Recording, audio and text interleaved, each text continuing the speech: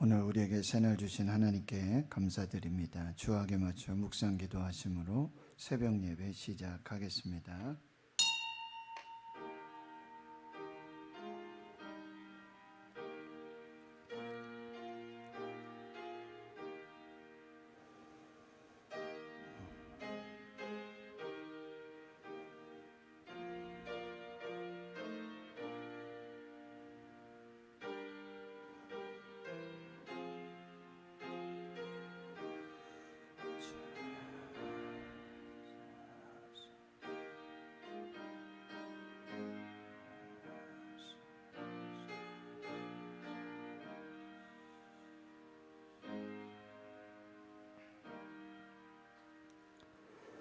하나님 감사합니다. 오늘도 새날 주시고 새 생명 주심 감사합니다. 오늘 하루를 하나님과 함께 주의 몸된 성전에서 예배하면서 말씀을 받고 기도하며 찬송하며 시작할 수 있는 은혜를 주시니 감사합니다.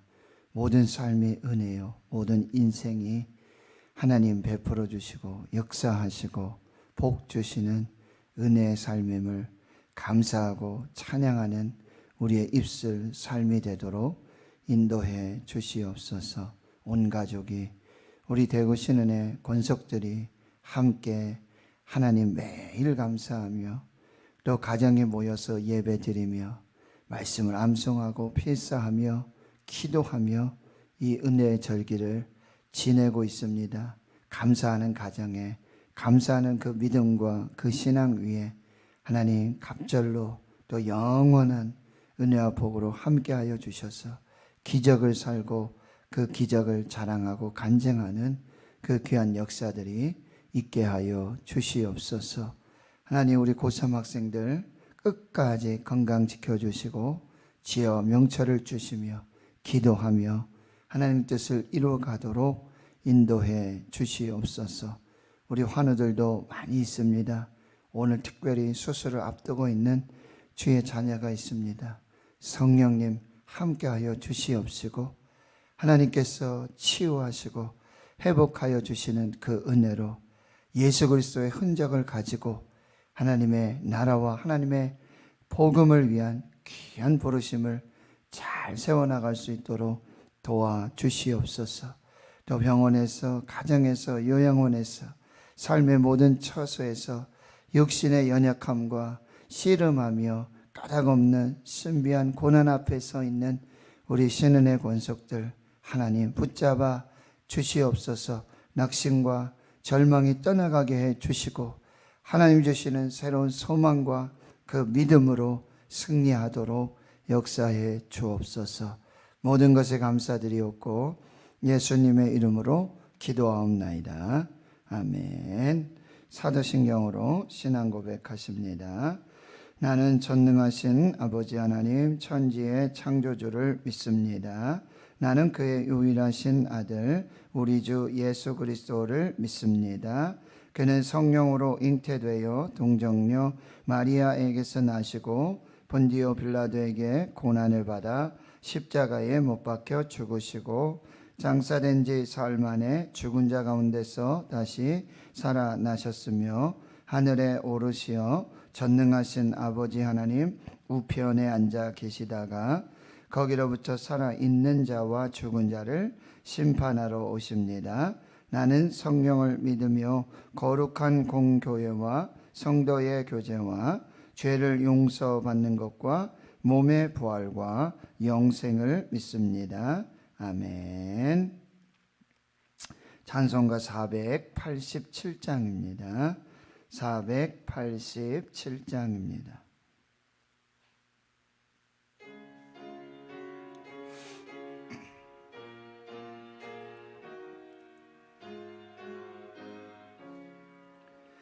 어둠 후에 빛이 오며 바람 분 후에 잔잔하고 소나기 후에 햇빛 나며 수고한 후에 쉼이 있네.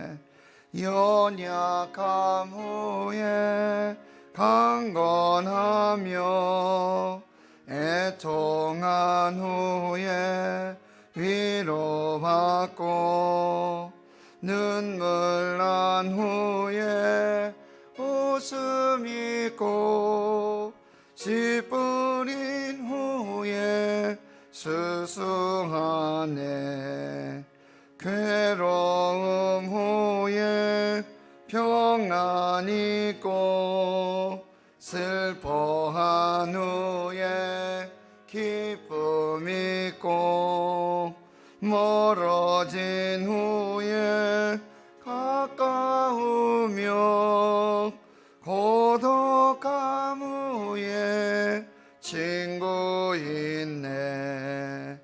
고생한 후에 기쁨 있고 십자가 후에 영광 있고 죽음 온 후에 영생하니 이러한 도가 진리로다.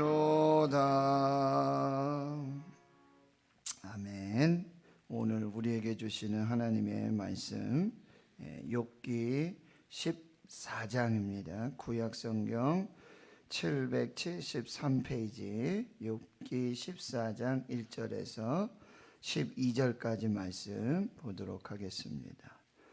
욥기 14장 1절에서 12절까지 함께 하나님 말씀 봉독하겠습니다.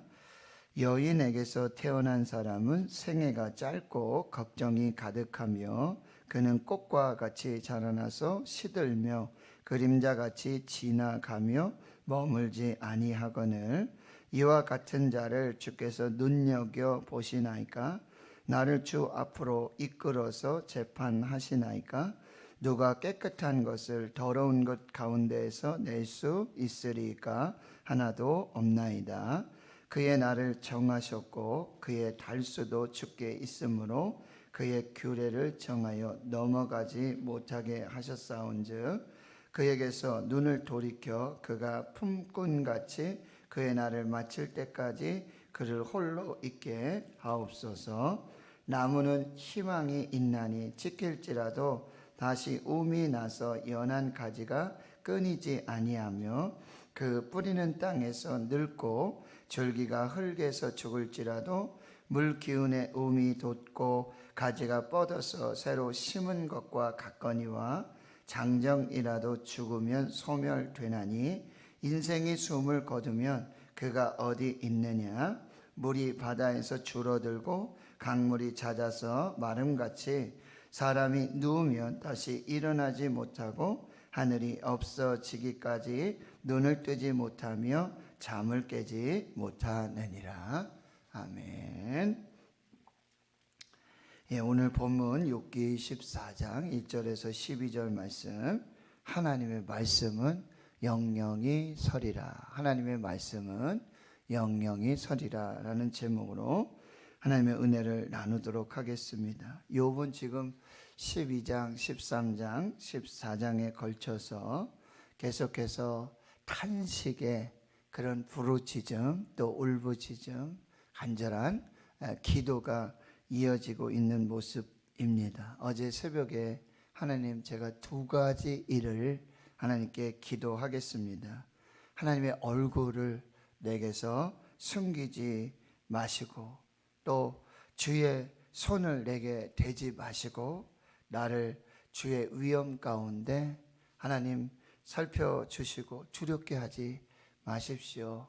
제가 하나님을 만나서 하나님과 변론하고 또 하나님이 부르시면 내가 하나님 앞에 서서 대답하고 또 하나님의 말씀을 제가 듣겠습니다. 하나님 도와주옵소서. 하나님밖에 없습니다. 하나님의 은혜를 구합니다. 간절한 기도를 올려드리게 되어지는 것이죠. 종교개혁가 마틴 루터가 있습니다. 그가 이제 종교 재판을 받게 될 때 여러분 찬송가 내 주는 강한 성이요. 그 찬송을 부르면서 이제 재판장 앞에 서게 되는데 거기에는 지금도 그 루터의 기도문이 남아 있다고 합니다. 하나님, 제가 이곳에 서 있습니다. 저는 아무것도 할 수 없습니다. 하나님, 저를 도와 주옵소서. 하나님, 제가 이곳에 서 있습니다. 하나님, 저는 아무것도 할 수가 없습니다. 하나님, 저를 도와 주옵소서. 하나님 앞에 간절히 기도했던 그 루터의 기도문이 새겨져 있는 것을 볼 수가 있습니다. 그렇습니다. 오늘 이제 본문에 보면 14장 1절에 이제 욥은요, 인생이 잠시 사라지는 피었다가 지는 꽃과 같고, 또 어떻게 해요? 그림자와 같이, 안개와 같이 그렇게 사라지는 인생이라고, 자신의 인생의 허무함과 또 연약함, 무상함들을 지금 하나님께 아뢰고 있는 것입니다. 여인에게 태어난 사람은 사람이죠. 인간입니다. 생애가 짧습니다. 여러분, 하나님의 사람 모세의 기도가 무엇입니까? 인생의 연수가 70이요. 또 강건하면 80이지만 화살과 같이 눈 깜짝할 새에 지나가는 인생, 하나님, 주의 날을 계수할 수 있는, 하나님, 제 인생의 날이 하나님 앞에서 얼마인지 하나님 계수할 수 있는 지혜를 저에게 주십시오. 그것을 알면 어떻게 될까요? 하루하루 인생도 헛되이 보내지 않을 것입니다. 우리가 뭐 이렇게 병에 걸려서 시한부 인생 뭐 이렇게 이야기를 하지 않아요? 당신의 인생이 이제 한 달 남았습니다. 뭐 2달입니다. 혹은 뭐 1년입니다. 그리할 때 어떤 인생을 사는 그 인생에 대한 자세, 그 시간에 대한, 또 자신의 일에 대한, 그리고 신앙에 있는 사람이라면 하나님 앞에서 다시 자신의 인생을 점검해 볼 수 있는 그런 시간. 물론 신앙이 있더라도요, 그 지혜를 깨닫지 못하고 하나님 원망하고 불평하고. 여러분, 말씀드렸어요. 감사는 감사를 부르고 감사를 낳습니다. 원망은 원망을 부르고 원망을 낳습니다. 감사도 원망도 내가 선택하는 것입니다.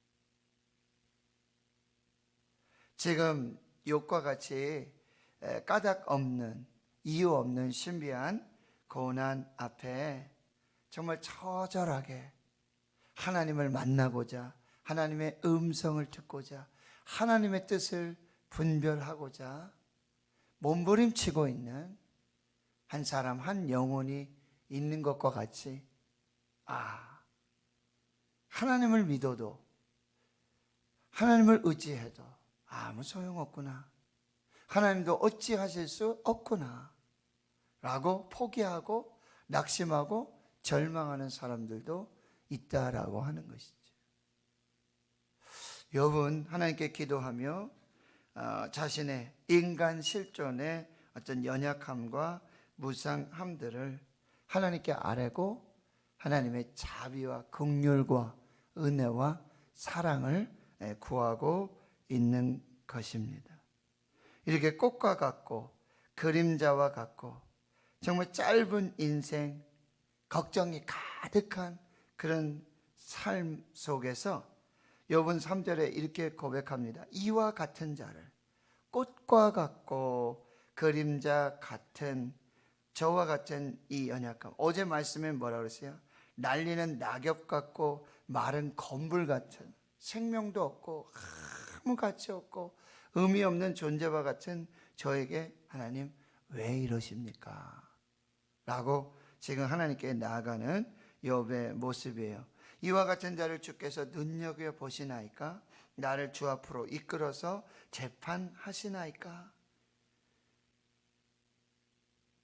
누가 깨끗한 것을 더러운 것 가운데서 낼 수 있으리까? 하나도 없나이다. 그의 날을 정하셨고 그의 달수도 주께 있으므로 그의 규례를 정하여 넘어가지 못하게 하셨습니다.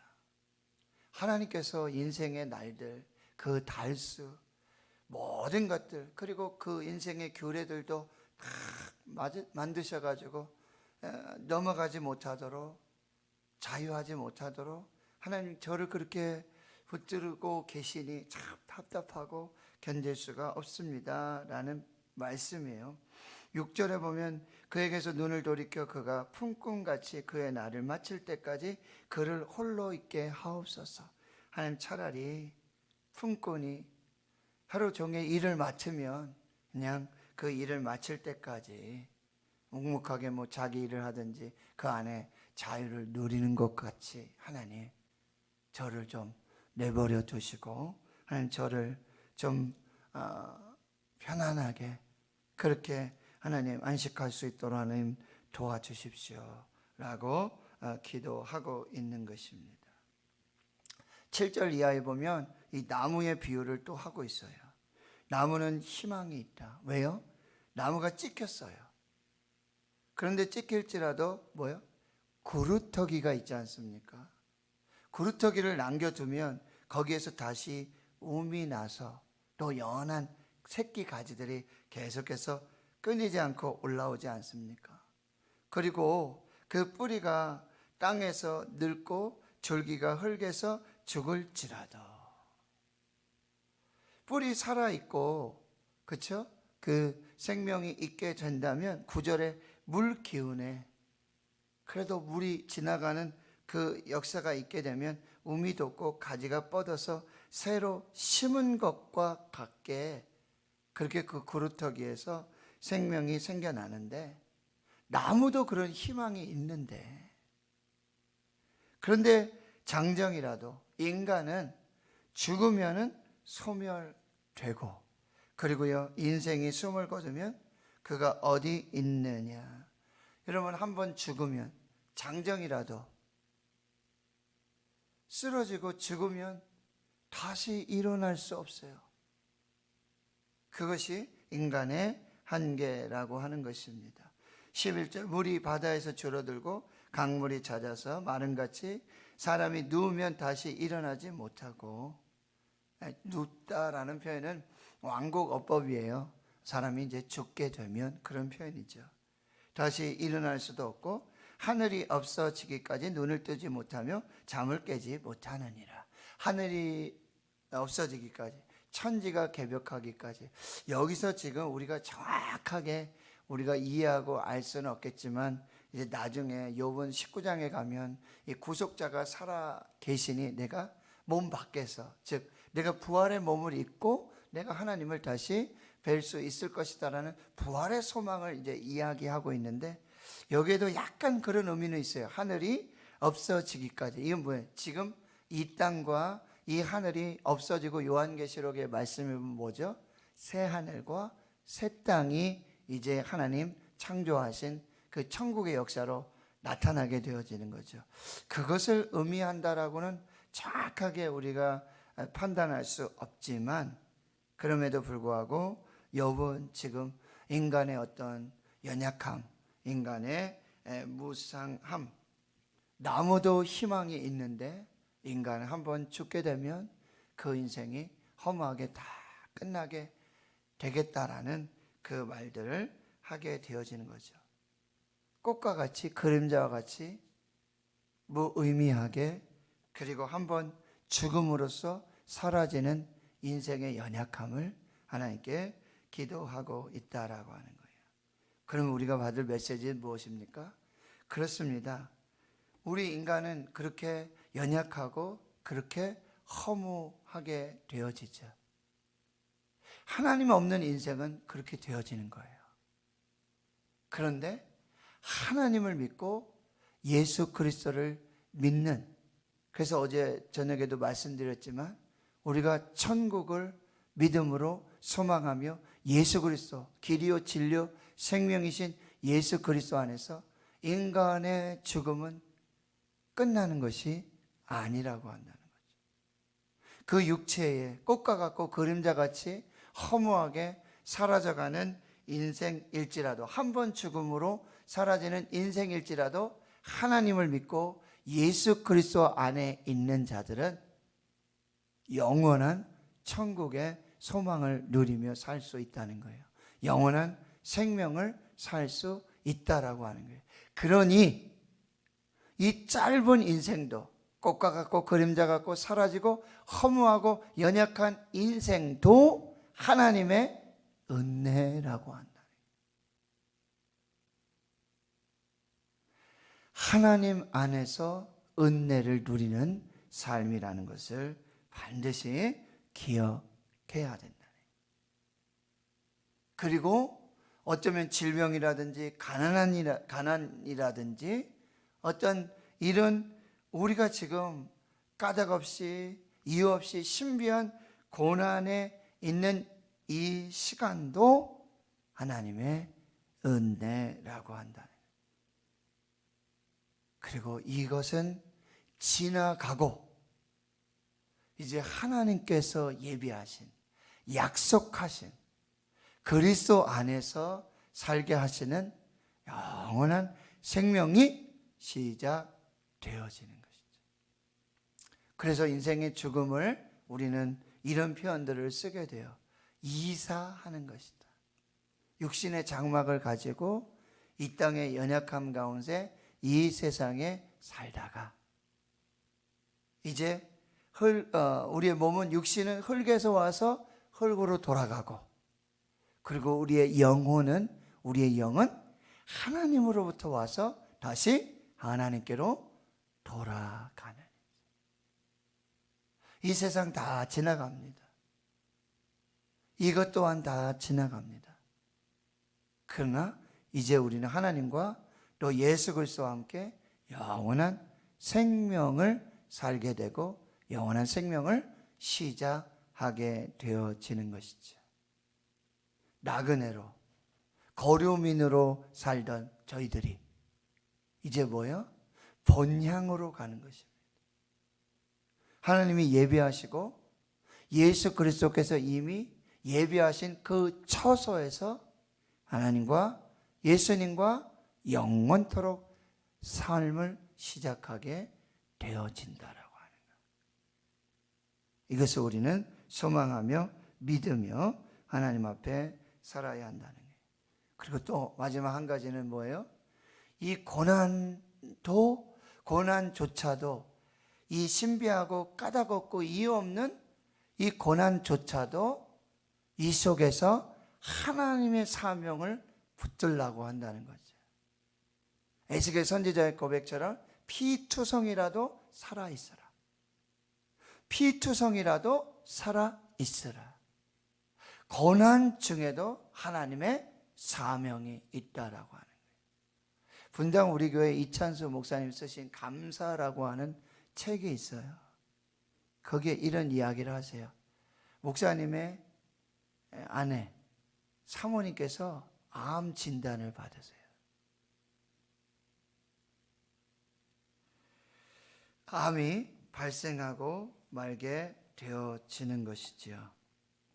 여러분, 그 소식을 들었을 때 어땠을까요? 너무나 황당하고 당황스럽고 많은 생각들이 겹쳐지게 되어지죠. 그러나 이제 그래도 평정심을 가져야 할 것이고, 정말 하나님의 섭리 가운데, 계획 가운데 이 사건을 해석하려고 많이 노력을 하셨다라고 고백하는 거예요. 목사님이, 사모님이 암이셨지만 이게 나에게는 도대체 무슨 의미인가? 하나님의 뜻이 뭐지? 하나님의 계획이 뭐지? 하나님의 섭리가 뭐지? 라고 이제 계속해서 하나님의 관점에서 해석하고 보려고 노력을 하는데, 뭐 검사하고 뭐 이것저것 하면서 한 달여 시간이 지내고, 또 이제 사모님하고 아내하고 더 많은 좀 시간들을 가지며 이야기도 하고 막 이렇게 되어지죠. 그런데 그 암이 발병했다는 소식을 듣고 확진 판정을 받고 사모님이 이제 하시는 얘기가 계속해서 하나님의 말씀 한 절을 계속해서 생각나게 해 주시고 위로하게 묵상하게 해 주시고 그거를 마음에 품게 하셨던 그 말씀 한 절이 있다라고 하는 게 그게 뭡니까? 그랬더니 사모님이 하시는 얘기가 이사야 40장 1절. 하나님이 이 암 발병, 이 확진 속에서 주신 하나님의 말씀이 뭐냐면 바로 이사야 40장 1절. 뭔지 아십니까? 너희는 위로하라, 내 백성을 위로해라. 이상하지 않아요? 위로를 받을 사람은 사모님이잖아요. 목사님이고. 그런데 하나님이 주신 말씀은 너희는 위로하라, 내 백성을 위로하라. 이게 무슨 말씀인가? 내가 위로를 받아야지. 내가 암에 걸렸는데 이거 누구를 위로하고 어떻게 위로하라는 거지? 그런데 하나님 말씀 붙들고 계속해서 묵상하고 기도하면서 이제 하나님께서는 한 교회의 담임 목사의 부인, 아내로서 이제 이런 고백을 하게 되어지는 거죠. 우리 교회 안에도 얼마나 암으로 투병하는 많은 사람들이 있는가. 그 사람 속에서 그 고난과 그들이 어떻게 나는 암에 걸려뒀어, 나는 암에 걸릴 인생이었어 라고 그 암을 그렇게 받아들일 사람이 어디 있겠습니까? 왜 나에게 암이 왔지? 이 암의 의미가 뭐지? 하나님 왜 이 고난을 시작하셨지? 이 끝이 언제일까? 그런데 사모님께서 고백하고 있는 것은 내가 이 암에 걸림으로써 우리 교회 안에 성도들 중에 암으로 투병하는 수많은 성도들, 물론 가서 신방하고 위로하고 기도하고 그런 시간들을 보냈지만 정말 같이 공감하고 정말 마음으로 함께하는 그런 위로함들이 내가 부족했구나. 그래서 하나님이 이 말씀을 주시는구나.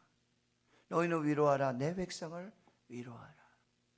여러분, 저도 말씀드렸죠. 저도 암이 오기 전에도 우리 성도님들도요, 얼마나 많은 암이 있는지 몰라요. 그렇죠? 수술도 하시고 막.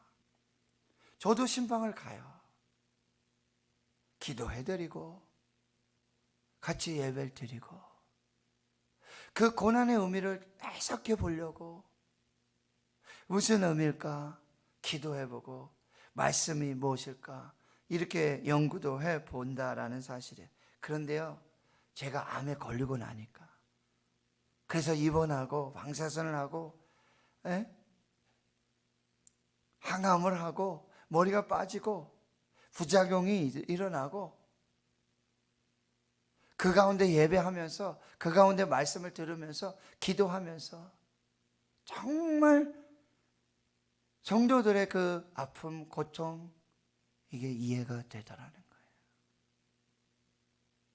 이게 공감이 되더라는 거예요.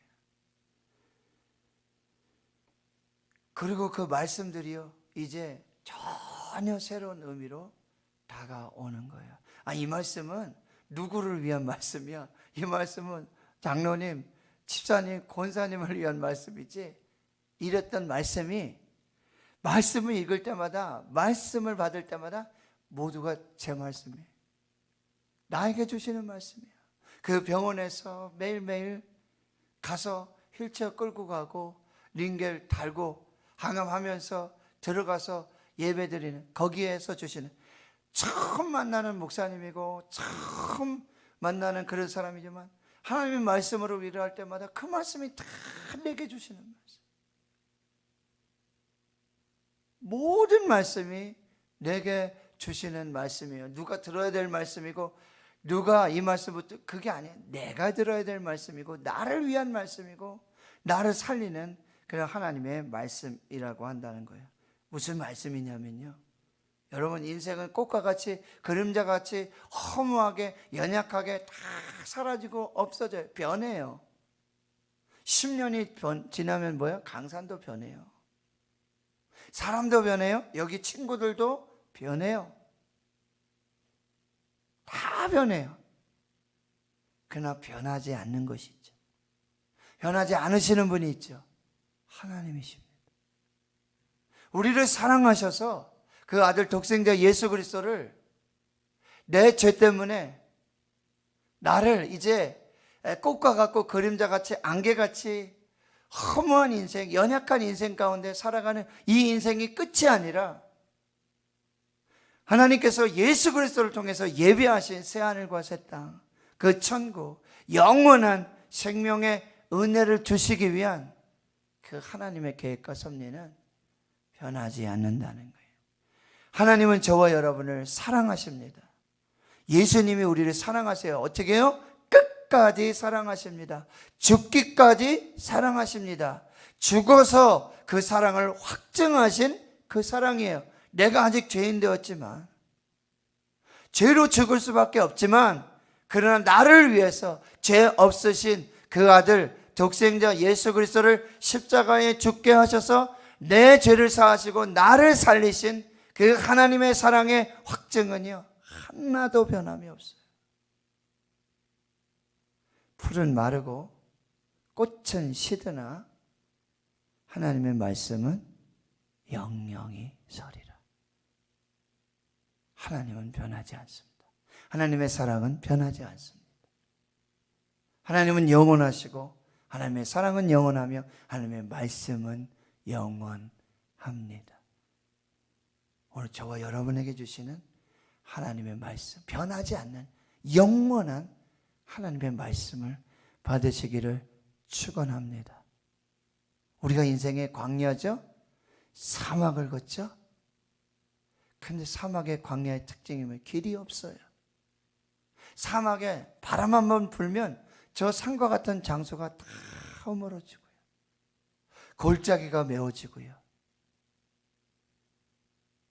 거기서는 그 변하는 그런 언덕, 그 산, 그 길을 보고 가는 것이 아니라 뭘 보고 가야 돼요? 나침반을 보고 가야 돼요. 변하지 않는 하나님을 붙들고 하나님의 말씀을 붙들고 하나님과 동행할 때 우리는 참 평안과 안식과 구원과 생명의 역사를 이루게 될 것입니다. C.S. 루이스는 고통의 문제에서 이렇게 말해요.